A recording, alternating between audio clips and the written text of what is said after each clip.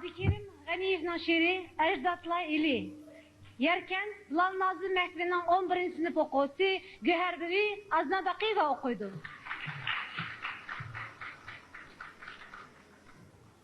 Baskınçılar yemi buldun Şerqi Türkistan, yaprak gibi solup kaldın sen ata makan. Kelgündüler ata vaptu Şincan depsini, bu sözdülga taş dektiger işensen veten. Negi ketti Uyguristan digen öz namın, kaldım uyan tekli makan astı düşenin. Düşünmen azabını ey aziz diyar, köy derdiğu tençuğda bir senin derdin.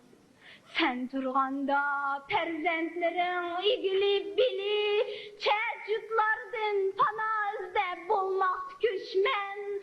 Kınisinin mağrurluğun ecdatlar ili, ketmem diken bustanındın mutehen düşmen.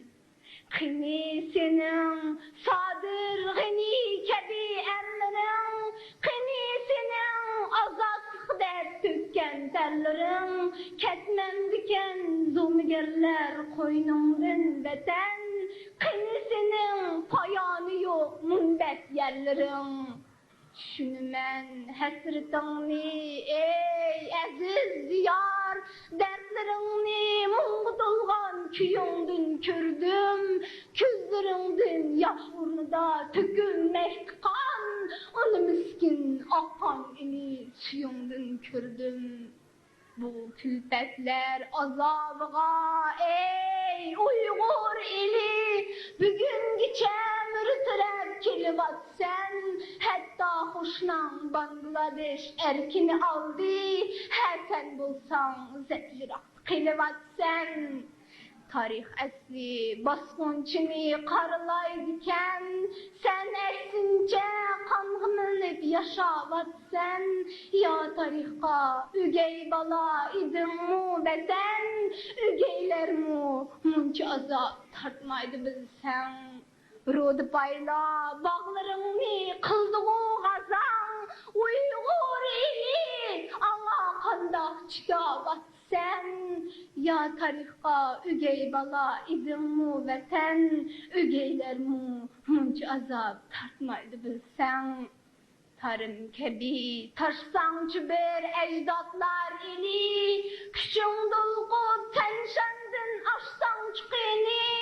Tül kaskına ne ketti kük yarğandan kın, tevrengine aksın yavga intikam seli. Küreş nuri yorutkangu mudiş günlerini, yaşlatkangu adem üçün nefes günlerini.